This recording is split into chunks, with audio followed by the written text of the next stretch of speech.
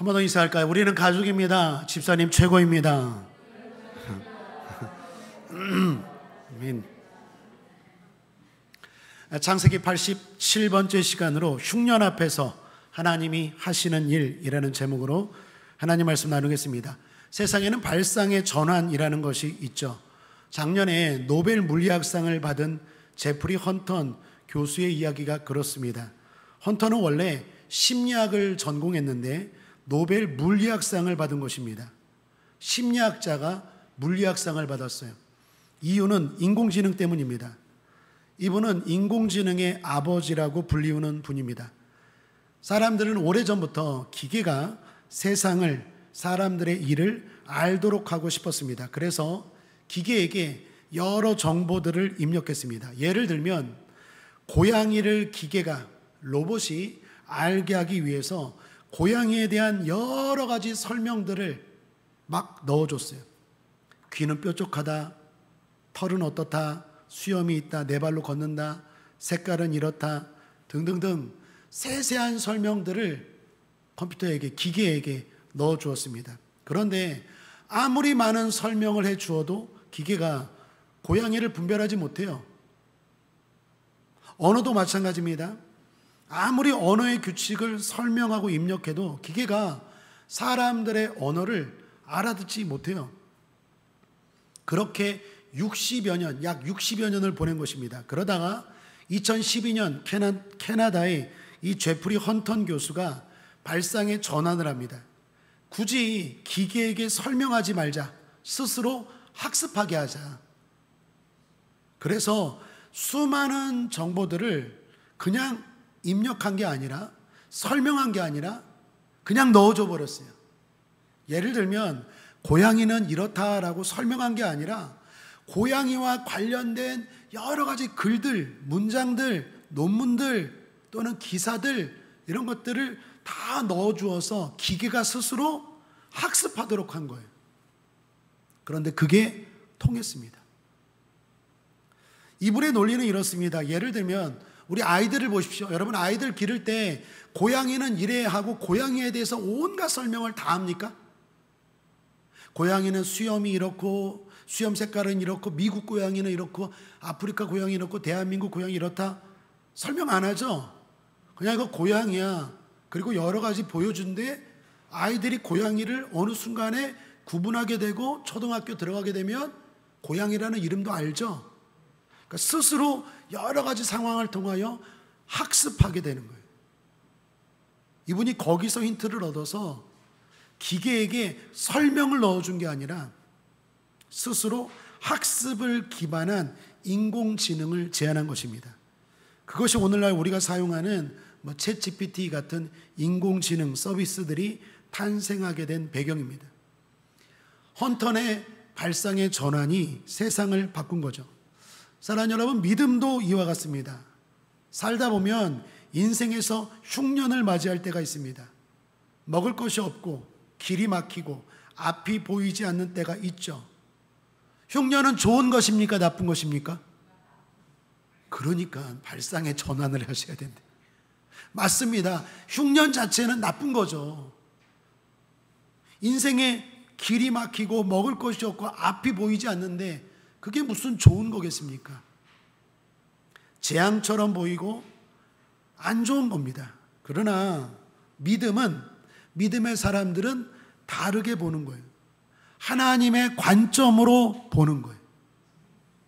이 흉년 속에서도 하나님의 일하심이 있다.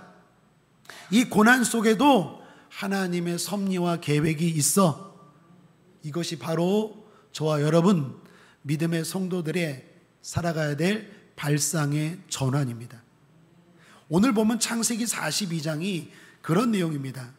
야곱의 집안이 큰 흉년을 맞았어요. 그래서 곡식을 구하러 애굽으로 내려가는 이야기입니다. 겉으로는 고난이죠. 그러나 그 속에는 하나님의 큰 계획이 있었다라는 거예요. 그래서 오늘 말씀의 제목은 흉년 앞에서 하나님이 하시는 일입니다. 여러분의 흉년, 여러분의 고난, 여러분의 아픔 속에서도 하나님이 일하고 계시다는 것, 그리고 어떤 일을 행하고 계시다는 것 알고 믿으시기를 주님의 이름으로 축복합니다. 첫 번째는 흉년을 통해 순복을 배우게 하신다라는 것입니다. 야곱의 집안은 큰 흉년을 맞았습니다. 흉년은 애굽만이 아니라 야곱이 사는 가나안 땅에도 임했어요. 전 세계적으로 흉년이 임했습니다. 야곱은 곡식 얻을 길이 없었어요. 그럼에도 불구하고 자녀들이 어떤 대책도 세우지 않고 관망만 하고 있습니다. 그때 야곱이 말합니다. 너희들은 흉년인데 그 두 손 놓고 관망만 하고 원망만 하고 있으면 어떻게 하냐. 저기 애굽에는 곡식이 있다더라. 애굽에 왜 곡식이 있습니까? 요셉이 7년 풍년 동안 미리 우리 사투리 말로 쟁여놨죠. 쟁여놨잖아요. 그래서 다 흉년이 있을 때 애굽 땅에만 곡식이 있었던 거예요. 야곱이 그 소식을 듣고 아들들아 애굽에 가서 곡식 좀 사와라. 여러분 아시다시피 흉년은 단순한 불행입니까? 그냥 재앙입니까? 아니죠. 하나님의 섭리입니다. 하나님께서 미리 애굽에 요셉을 세워두셨죠. 그리고 그 요셉을 지금 이 야곱과 가족들이 만나게 하시는 일입니다. 더 나아가 나중에 이 가족이 애굽에 가서 한 민족을 이루게 되죠. 그렇게 선하고 큰 계획이 담겨 있는 것이 바로 흉년입니다. 그러면 흉년은 좋은 겁니까? 나쁜 겁니까? 좋은 게 되는 거죠. 흉년이 없었으면 애굽에 갈 일도 없고 애굽에 가지 않았으면 민족을 이루지도 못하고 잃어버린 요셉도 못 만나고 부귀영화도 못 누리는 거잖아요. 흉년 자체는 나쁜 거지만 흉년을 통해서 그 속에서 일하시는 하나님의 큰 계획을 보시라는 거예요. 그렇다면 야곱과 자녀들은 어떻게 흉년을 대비해야 되겠습니까? 바로 순복하는 마음입니다. 지난 시간에 우리는 순복하는 마음에 대해 배웠습니다. 여러분, 순복하는 마음이 무엇입니까? 순복하는 마음이란 어떤 환경이든지 나에게 임한 환경을 받아들이는 마음이라고 했어요. 좋든 싫든 긍정적으로 받아들이는 마음입니다. 그런데 중요한 건 운명적으로 체념하면서 받아들이는 겁니까? 아니요. 하나님의 인도하심이 있다라는 믿음으로 받아들이는 거예요. 하나님의 선한 뜻이 있어. 이 흉년 속에서도, 이 고난 속에서도, 이 질병 속에서도, 이 가난 속에도 하나님의 선한 계획이 있어. 그걸 믿고 긍정적으로 받아들이는 거예요. 그리고 그 속에서 버티는 게 아니라 최선을 다하여 살아가는 거죠. 바로 오늘 본문의 상황처럼 말입니다. 적극적으로 대처해야 됩니다. 요셉이 그렇게 살았죠.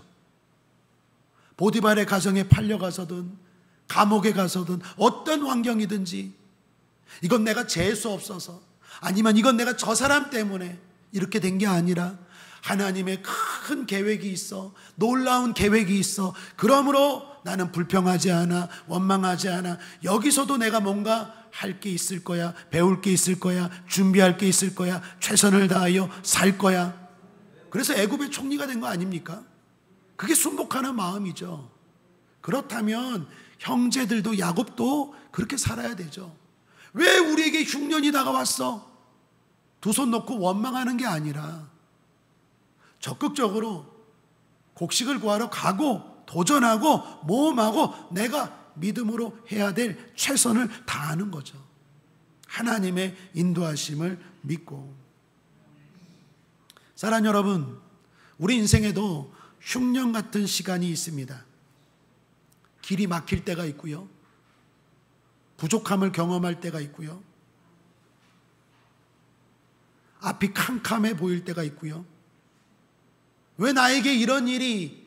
라고 생각될 만한 일들을 경험할 때가 있습니까? 없습니까? 있어요. 그러나 그 자리를 통해서 하나님은 우리가 미처 알지 못한 길로 인도하실 줄 믿습니다.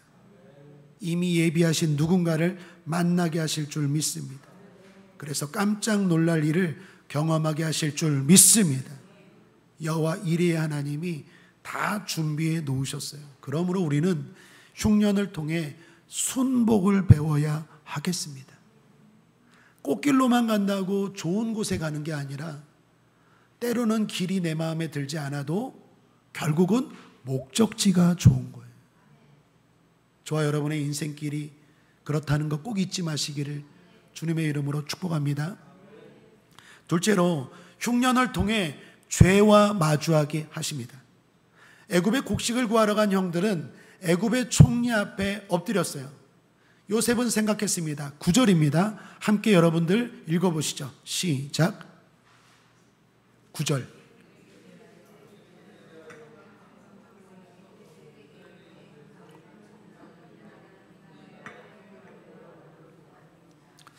형들은 총리가 요셉인 줄 모르고 절했어요. 그러나 요셉은 형들을 알아봤죠. 그때 요셉은 먼저 꿈을 생각했을 거예요. 꾼 꿈을 생각하고 라고 말합니다. 이 꿈은 언제 때 꾼 꿈입니까? 23년 전에 꾼 꿈이. 23년 전에 요셉이 어떤 꿈을 꿨습니까? 곡식 볕단을 세워놨는데 형들의 볕단 11볕단이 내가 세운 볕단에게 절하는 꿈 꿨죠. 또 한 번 꿨는데 해와 달과 11별들이, 해는 아버지, 달은 어머니, 11별은 형들, 그 11별들이 내 별 앞에 엎드리는 꿈을 요셉이 꿨죠. 앞에 창세기 37장에서 그 꿈이에요.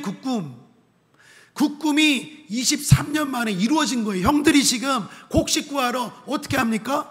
엎드렸잖아요. 꿈이 이루어졌잖아요. 사랑하는 여러분, 믿음의 사람들의 꿈은 이루어집니다. 요셉은 23년 전에 이 꿈이 이루어질 거라고 상상도 못했을 거예요. 보디발의 가정에 팔려가고 애굽에 종살이하고 감옥에 갔을 때는 꿈은커녕 아무런 희망도 없었을 거예요. 그러나 그건 우리 생각이고 요셉은 달랐어요. 요셉은 꿈을 붙들었고 믿음으로 살았고 순복하는 마음으로 살았고 결국 그 꿈은 이루어졌습니다. 저와 여러분의 꿈도 이루어질 줄 믿습니다. 형들이 엎드렸어요. 요셉은 엎드린 형들을 책망하지 않았습니다. 그렇다고 바로 용서해 주지도 않았어요. 형들을 향해서 뭐라고 말합니까? 당신들은 정탐꾼들이라. 곡식 구하러 온 게 아니라 지금 애굽에 정탐하러 왔지? 의심하는 거예요. 여러분, 요셉이 왜 그랬을까요? 화가 나서? 분노해서? 복수하려고? 아닙니다. 요셉은 지금 형들에게 사죄의 기회를 주는 거예요. 회복의 기회를 주는 거예요. 자기의 죄를 진정으로 깨닫고 회개하는지 테스트해 보는 거예요. 요셉의 추궁에 형들은 말합니다. 11절 여러분들 한번 읽어보죠. 시작.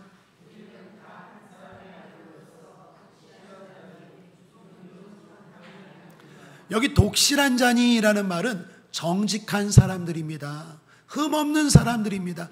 요셉인지 모르고 애굽의 총리님, 우리 그런 사람 아니에요. 정직한 사람이에요. 여기 곡식 구하러 왔지 정탐하러 온 거 아니에요. 그 말이. 여러분, 이 사람들 정직한 사람입니까? 독실한 사람들입니까? 흠없는 사람들입니까? 동생 팔아먹은 사람들이에요. 그걸 듣고 있는 애굽의 총리가 된 요셉 어땠을까요? 부글부글 정답. 부글부글. 아유, 그냥 확 당신들이 독실하다고? 나 요셉이야. 당신들이 버린 요셉. 이렇게 말하고 싶을까요? 안 할까요? 말하고 싶었겠죠. 그러나 요셉은 자신의 감정보다 형들을 지금 생각해요. 형들에게 기회를 주는 거예요. 요셉은 자신의 감정을 감춥니다.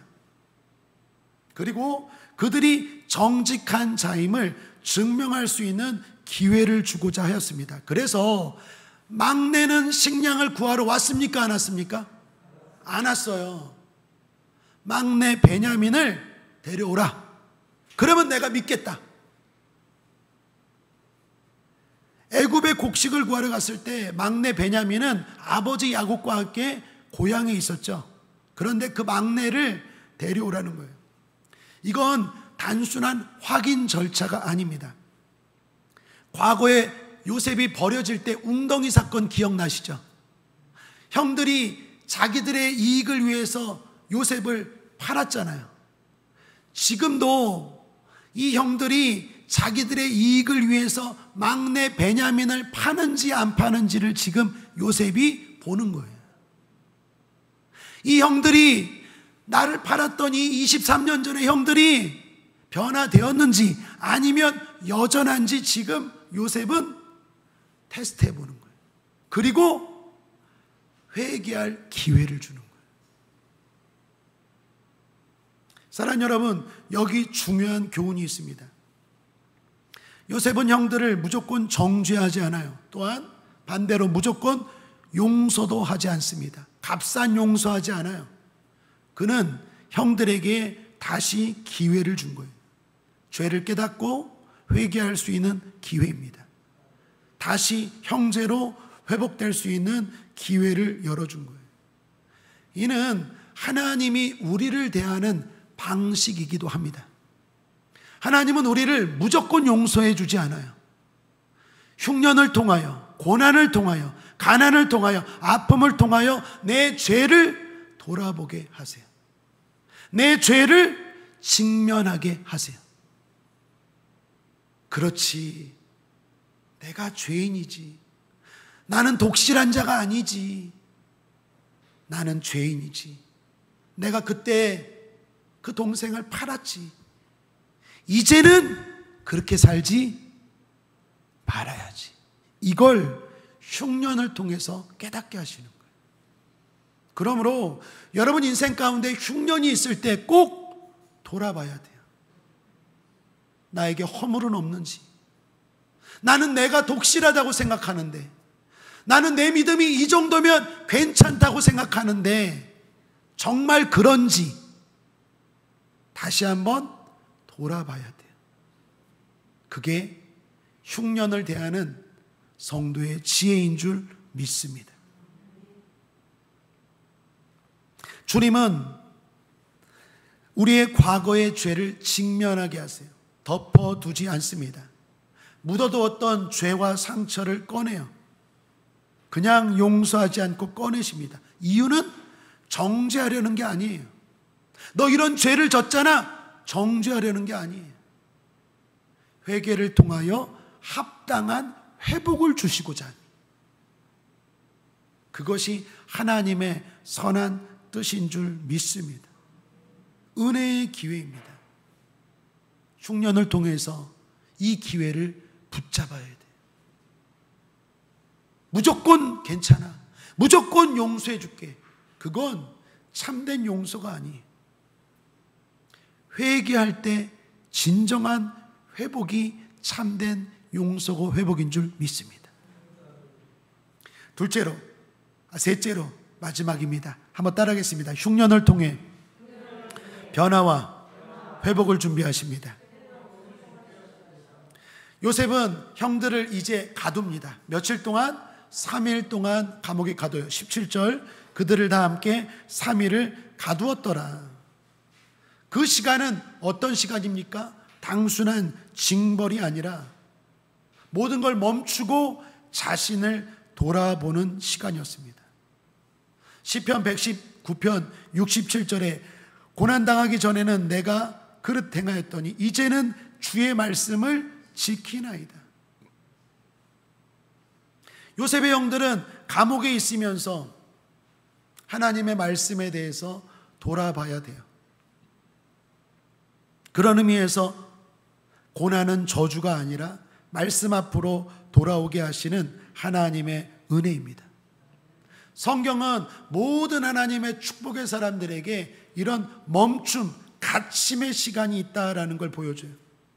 여러분, 예를 들면 요나는 물고기 뱃속에 며칠? 3일 동안 멈춤을 통해서 회개했죠. 변화되었죠. 사도 바울은 눈이 멀어서 3일 동안 아무것도 보지 못했어요. 그리고 새 사람으로 거듭났습니다.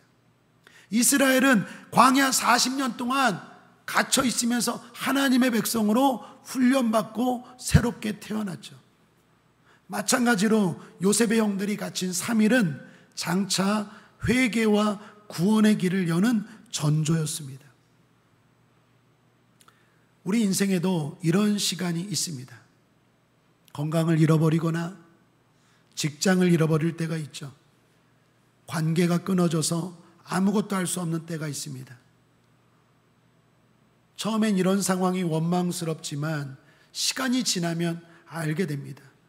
그 멈춤의 시간 덕분에 내가 다시 기도하게 되고, 내가 다시 예배하게 되고, 내가 다시 하나님 앞에 나오게 되고, 내가 다시 하나님 말씀대로 살게 되고, 그런 멈춤의 시간이 없었다면 하나님의 말씀에 대해서, 내 삶에 대해서 돌아보지 않았을 거예요. 그러나 이런 멈춤의 시간들이 더욱더 하나님의 사람으로 거듭나는 준비의 시간이 되는 줄 믿습니다. 그리고 그렇게 준비할 때 하나님은 반드시 새로운 길을 여십니다. 제가 아는 한 집사님이 계십니다. 대기업을 다니다가 퇴직을 당했어요. 회사에서 자른 거예요. 너무나 갑작스럽게 잘렸어요. 대비도 없이 잘렸어요.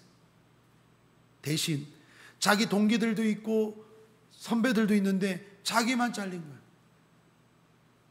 그래도 대기업이니까 위로금이라고, 퇴직금이라고 얼마 두둑히 줬어요.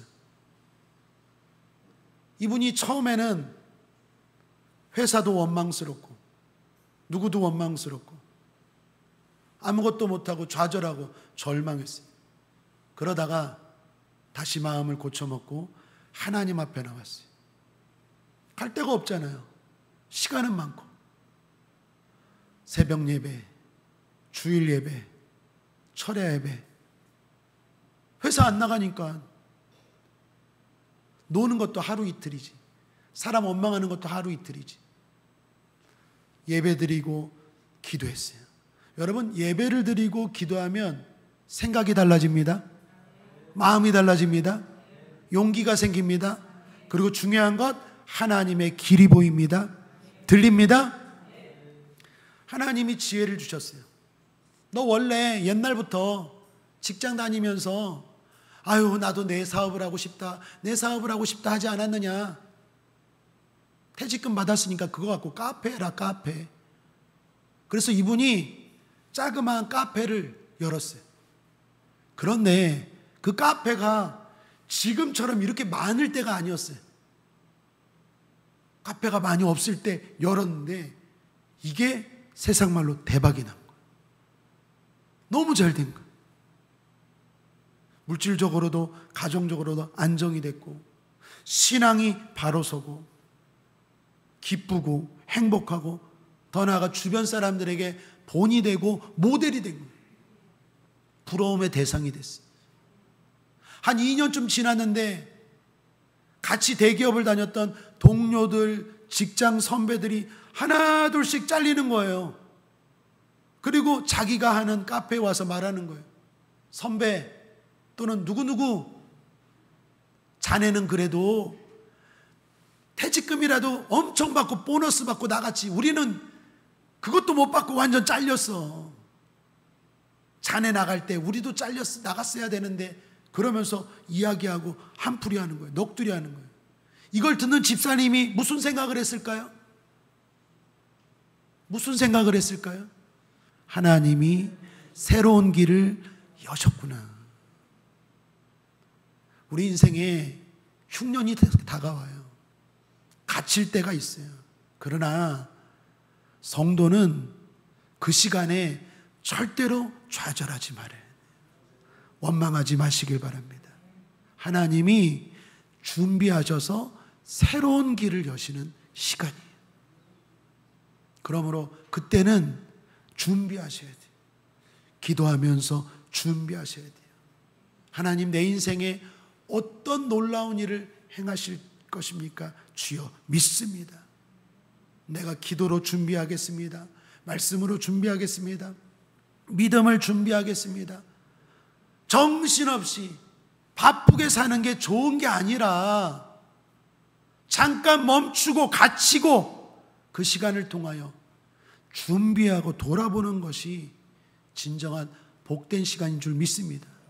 개구리는 점프하기 전에 움츠리고 준비한대잖아요.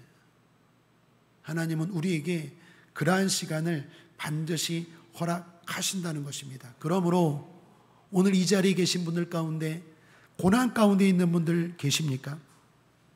낙심하지 마십시오. 그 시간은 끝이 아니라 준비의 시간입니다. 하나님께서 더 큰 은혜와 구원과 축복으로 인도하실 줄 믿습니다. 말씀을 정리합니다. 함께 읽어보죠. 시작. 흉년 앞에서 하나님은 이렇게 일하십니다. 순복을 배우게 하십니다. 죄와 마주하게 하십니다. 변화와 회복을 준비하게 하십니다. 그래서 성도에게 흉년은 끝이 아닙니다. 오히려 하나님이 새 일을 행하시는 출발점입니다. 그러므로 원망하지 말고 순복하며 회개합시다. 변화와 회복의 길을 걸어가시기를 주님의 이름으로 축복합니다. 기도하겠습니다. 하나님 아버지, 우리 사랑하는 성도들 혹시 흉년을 맞이했습니까? 오늘 지혜를 주옵소서. 영적인 지혜를 주옵소서. 발상의 전환이 일어나게 하옵소서. 믿음으로 이 모든 것들을 해석하고 하나님의 관점으로 바라보게 하여 주셔서 낙심하고 좌절하고 절망하는 것이 아니라 믿음으로 잘 준비하고 이겨나가는 축복의 주인공들 되게 하여 주시옵소서. 감사드리며 예수님의 이름으로 축복하고 기도했습니다. 아멘.